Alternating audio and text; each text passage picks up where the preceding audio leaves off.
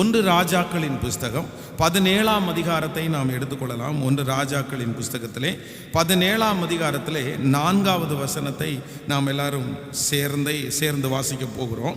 ஒன்று ராஜாக்களின் புஸ்தகம் 17ஆம் அதிகாரத்திலே 4வது வசனத்தை நம்ம வாசிக்கலாம். அந்த ஆற்றின் தண்ணீரை குடிப்பாய், அங்கே உன்னை போஷிக்க காகங்களுக்கு கட்டளை இடுவேன் என்றார். நீங்கள் 1வது வசனத்திலிருந்து வாசிக்கலாம். கீலேயாத்தின் குடியிலே திஸ்பியனாகிய எலியா ஆகாபை நோக்கி, என் வாக்கின்படியே அன்றி இந்த வருஷங்களிலே பனியும் மழையும் பெய்யாதிருக்கும் என்று இஸ்ரவேலின் தேவனாகிய கர்த்தருக்கு முன்பாக நிற்கிற நான் அவருடைய ஜீவனை கொண்டு சொல்லுகிறேன் என்றார்.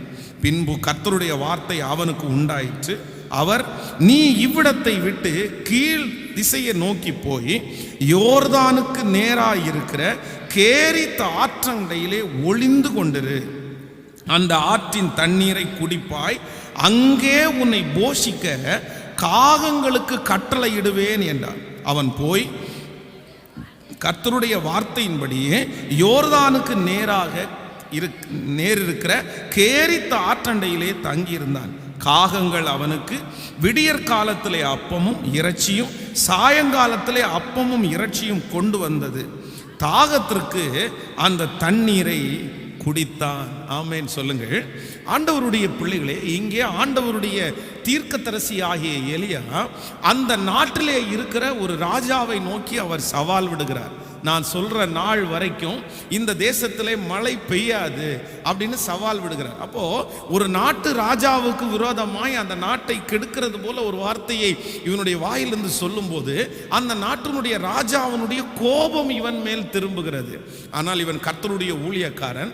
ஆண்டவர் சொல்றாரு, நீ போய் இந்த மாதிரி ஒளிந்து கொள், கேரித்த ஆற்றங்கரையிலே நீ போய் இரு, அங்கே இருக்கிற தண்ணீரை நீ குடித்துக்கோ. ஆனால் உன்னை போஷிக்கிறதற்கு இந்த விசை மனிதர்களை அல்ல, உனக்கு நான் என்ன செய்வேன் என்றால் காகங்களுக்கு கட்டளை இடுவேன்.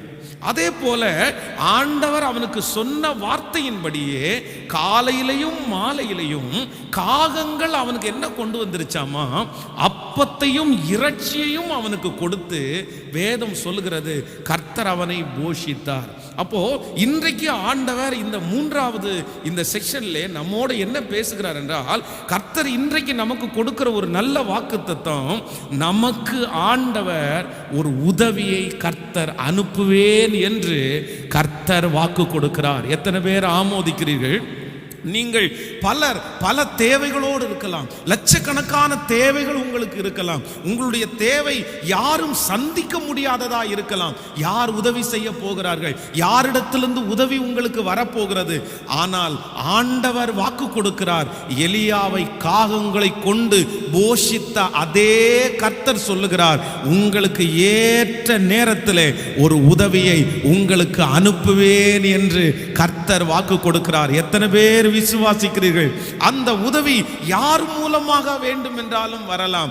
இது ஒரு புதுமையான காரியமா இருக்கிறது. ஒரு காகம் வந்து ஒரு மனுஷனுக்கு சாப்பாடு கொடுக்குமா? சாப்பாடு அதால கொடுக்க முடியுமா? அது எப்படி கொடுக்கும்? இப்படிப்பட்ட நிறைய கேள்விக்குறிகளை அந்த இடத்துல வைக்கலாம். இது சாத்தியம்தானா? ஆனால் வேதம் சொல்லுகிறது, கர்த்தர் சொன்ன வார்த்தையின்படியே காகங்கள் அவனுக்கு கொடுத்தது. அப்போ உங்களுடைய வாழ்க்கையில கூட உங்களுக்கு முன்பாக இருக்கிற அந்த பண தேவை, உங்களுக்கு முன்பாக இருக்கிற அந்த பொருள் தேவை, இல்லை என்றால் ஏதோ ஒரு மனிதனுடைய தேவை உங்களுக்கு இருக்கலாம்.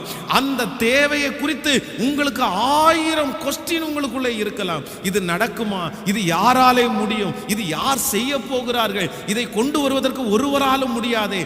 எத்தனை கேள்விகள் உங்களுக்குள்ளே இருந்தாலும் இன்றைக்கு வார்த்தையை கொடுக்கிறவர் கர்த்தர், வார்த்தையை கொடுக்கிறவர் தேவன். நான் நம்புகிறேன் அந்த தேவன் உங்களுக்கு ஆணித்தரமாய் சொல்லுகிறார், எலியாவை காகத்தை கொண்டு போஷித்த அதே கர்த்தர் உங்களுடைய தேவை எவ்வளவு பெரிதா இருந்தாலும் உங்களுக்கு ஒரு காகத்தை கர்த்தர் அனுப்பி, உங்களுக்கு ஒரு நபரை கர்த்தர் அனுப்பி, உங்களுக்கு ஒரு அற்புதத்தை கர்த்தர் செய்து, அந்த தேவையை கர்த்தர் சந்திப்பேன் என்று கர்த்தர் வாக்கு கொடுக்கிறார். கைகளை உயர்த்தி ஒரு ஹல்லேலூயா சொல்லுங்கள். கடந்த நாட்களிலே ஒரு வாலிப சகோதரனை சந்தித்தேன். அவர் ரொம்ப துக்கத்தோடு அவர் என்னிடத்திலே பகிர்ந்து கொண்டு போனார். அப்படின்னு சொன்னால் கிட்டத்தட்ட 2 ஆண்டுகளாக எனக்கு சரியான வேலை இல்லை. ஒரு மாதம் 5,000 ரூபாய் எனக்கு சம்பளம் கிடைக்குது. அந்த சம்பளத்தை வச்சு என்னால் ஒன்றும் பண்ண முடியல. எங்கள் அம்மா அப்பா 2 பேர் வயசானவங்க, அவங்க கிராமத்தில் இருக்காங்க. அவர்களுக்கு மாதம் ஒரு 3,000 ரூபாவது அனுப்புனாதான் அவர்களுடைய மெடிசனுக்கெல்லாம் செலவு பண்ண முடியும். ஆனால் என் கையில் எனக்கு 5,000 ரூபா வாங்கினா நான் இங்கே சாப்பிட்றதுக்கே எனக்கு சரியாக போகுது அப்படின்னு ரொம்ப துக்கப்பட்டு அழுதார். அப்போ அவருக்காக பாரத்தோடு நான் ஜெபித்து அனுப்பினேன். அவர் ஒரு திருச்சபையில் இருக்கிறார். அந்த திருச்சபையில் நல்ல ஊழியம் செய்கிற ஒரு நபர்.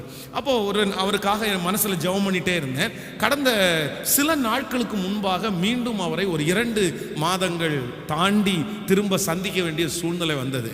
அப்போ அவர் ரொம்ப மகிழ்ச்சியாய் அவர் வந்தார். அப்போ வரும்போது என்ன அப்படின்னு கேட்டேன். அவர் சொல்லும்போது சொன்னார், பாஸ்டர், நான் இங்கேருந்து ஜெபம் பண்ணிட்டு போனேன். ஜிஹெச் ஹாஸ்பிட்டலில் ஒருத்தருக்கு ஒரு சாப்பாடு கொண்டு கொடுக்கறதுக்காக எங்கள் ஓனர் அனுப்பி விட்டார்.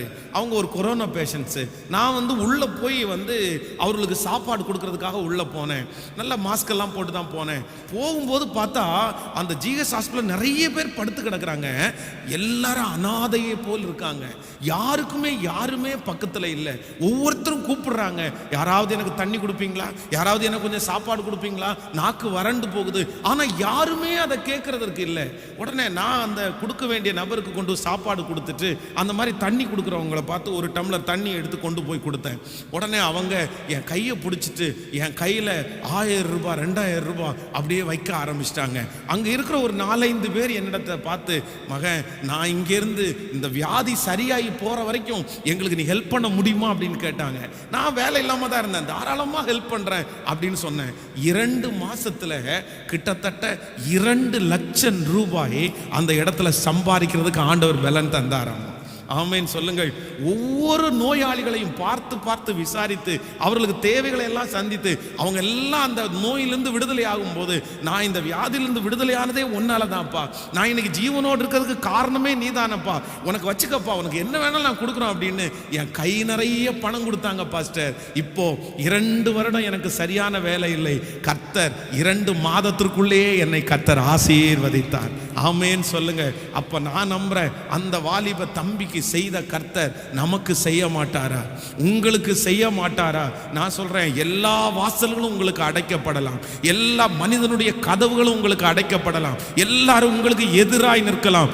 ஆனா ஆண்டவர் உங்களுக்கு ஒரு உதவியை அனுப்ப வேண்டும் என்று நினைப்பாரேயானால், நாம் நினைக்காத காகத்தை கொண்டு கூட கர்த்தர் உதவியை அனுப்புவதற்கு முடியும். ஆண்டவர் நினைத்தால் எப்படியும் உதவி செய்ய வல்லவராய் இருக்கிறார். ஹல்லேலூயா. இது ஒரு சாட்சி அல்ல, பல சாட்சிகள் இருக்கிறது. ஊழியத்திலே இருக்கிற எத்தனை ஊழியக்காரனுடைய வாழ்க்கையிலே அவர்கள் தேவைகளோடு இருக்கும்போது ஆண்டவர் அப்படி கிருபையாய் சந்தித்திருக்கிறார். ஆமென் சொல்லுங்கள். இந்த வார்த்தையை நம்ம விசுவாசிக்க போகிறோம். நம்முடைய திருச்சபைக்கும் பெரிய தேவை இருக்கிறது, எட்ட முடியாத தேவை. ஆனா இந்த வாக்குத்தத்தத்தை ஆண்டவர் கொடுக்கும்போது நான் 100% நான் நம்புகிறேன். அன்றைக்கு எலியாவை காகத்தை கொண்டு போஷித்த கர்த்தர், ஒரு உதவியை அனுப்பின கர்த்தர், நம்முடைய திருச்சபைக்கும் பல இடங்களிலிருந்து கர்த்தர் உதவிகளை அனுப்பி இந்த இணைந்து கட்டுவோம் என்கிற ஒரு பெரிய ப்ராஜெக்டை கர்த்தர் லெகுவாய் முடிக்கிறதற்கு ஆண்டவரே நமக்கு உதவி செய்ய போகிறார். அவர் காகங்களை கொண்டு கூட போஷிக்கிறதற்கு வல்லவராய் இருக்கிறார். கைகள் எல்லாரும் உயர்த்தி சொல்லுங்க, நான் நம்புறேன் ஆண்டவரேன்னு சொல்லுங்க. இந்த வாக்குத்தத்தத்தை விசுவாசிக்கிறேன் ஆண்டவரே என்று சொல்லுங்கள். ஒவ்வொருத்தரும் சொல்லுங்க, ஆண்டவரே நான் நம்புறேன், என் தேவைகளை சந்திக்கிறவர். இனி உன்னுடைய கைகள் சோர்ந்து போகிற கைகள் அல்ல. கர்த்தர் உங்களுடைய கைகளை பலப்படுத்த போகிறார். உங்களுடைய கைகளை கர்த்தர் ஆசீர்வதிக்க போகிறார். உன் கைகள் நிரம்பி வழிய போகிறது. உன் பாத்திரம் நிரம்பி வழிய போகிறது. ஹல்லேலூயா. உதவி பெற்ற உங்களுக்கு ஒரு உதவி வரும், ஒரு உதவி தேடி வரும். உதவி இல்லாத உங்களுக்கு ஒரு உதவி தேடி வரும். உன் பிள்ளை ஒரு உதவியை கர்த்தர் தேடி வர பண்ணுவார். இயேசுவே நான் நம்புறேன், இயேசுப்பா நான் நம்புறேன். ஹல்லேலூயா. நம்மை போஷிக்கிறதற்கு கர்த்தர் வல்லவராய் இருக்கிறார். ஆமென் சொல்லுங்கள். இந்த வசனத்திலே விசேஷமாக ஒரு 3 காரியங்களை இன்றைக்கு உங்களோடு கூட பேசி நான் ஜெபித்து முடிக்க ஆசைப்படுகிறேன். ஒரு தேவனுடைய பிள்ளைக்கு ஆண்டவர் ஒரு உதவியை செய்ய வேண்டும் என்று நினைப்பாரே, ஆனால் எப்படியெல்லாம் ஆண்டவரால் செய்ய முடியும்? என்கிறதை குறித்து நாம் இன்றைக்கு தியானிக்க முடியும். அப்படின்னா நமக்கு ஆண்டவர் ஒரு உதவியை செய்யணும்னு கர்த்தர் நினைச்சாருன்னா அவர் பல வழிகளை செய்வார். அதான் ஒரு வழி நமக்கு அடைக்கப்படுமானால் கர்த்தர் நமக்காக எத்தனை வழிகளை திறப்பார் என்றால் 7 வழிகளை கர்த்தர் நமக்காய் திறப்பார். ஆமென் சொல்லுங்கள். ஆண்டவருக்கு அது பெரியதல்ல. நம்ம எப்பவுமே ஒன்று நினைத்து கொள்ள வேண்டும், எப்பவும் ஒரே ஆளை கொண்டு கர்த்தர் நமக்கு செய்வார்னு நினைக்க முடியாது, ஒரே காரியத்தை கொண்டு செய்வார்னு நினைக்க முடியாது. ஆண்டவர் ஒரு வருஷத்துக்கு ஒருத்தரை கொண்டு செய்வார், இன்னொருத்தரை கொண்டு செய்வார். கர்த்தர் எப்படியும் எப்பொழுது வேண்டும் என்றாலும் செய்வார். அதனால் செய்வார், ஆனா அவர் எப்படியும் செய்வார். ஆமென் சொல்லுங்கள். எத்தனை பேர் ஆமோதிக்கிறீர்கள்? அவர் செய்வார், அவர் எப்படியும் செய்வார். ஆமென். எல்லாரும் ஒரு டைம் சொல்லுங்க பார்க்கலாம். அவர் செய்வார், அவர் எப்படியும் செய்வார். ஆமென்.